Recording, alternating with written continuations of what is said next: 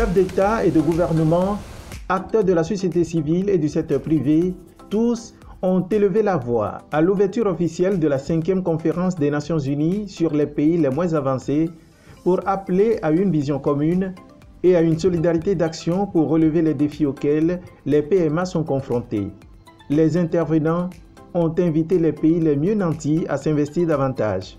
Présidant la conférence, le Qatar a invité les pays riches à des actions fortes pour soutenir les PMA. J'annonce une contribution financière d'un montant total de 60 millions de dollars des États-Unis, dont 10 millions seront alloués pour soutenir la mise en œuvre des activités du programme d'action de Doha pour les pays les moins avancés.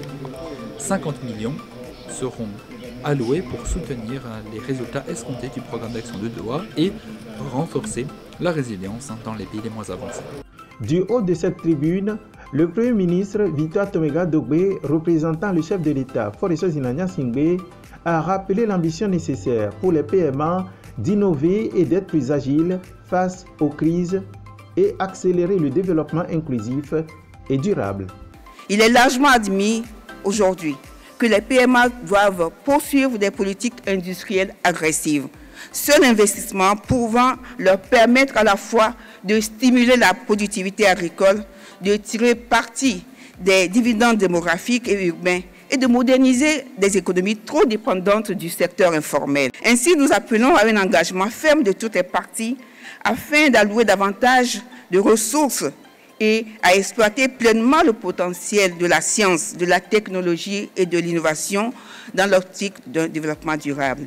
Le secrétaire général des Nations Unies, Antonio Guterres, en appelle à la mobilisation des pays riches pour venir à bout des fléaux auxquels sont confrontés les PMA, ce qui doit commencer par le respect des engagements. Nous n'avons pas un instant à perdre.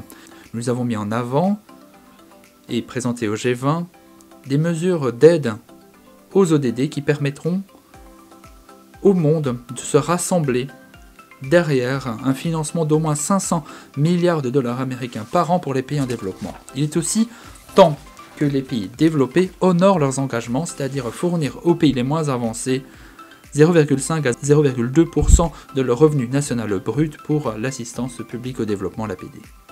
Après cette ouverture officielle, s'ensuivent des panels, des tables rondes et forums thématiques de haut niveau, et ce jusqu'au 9 mars 2023.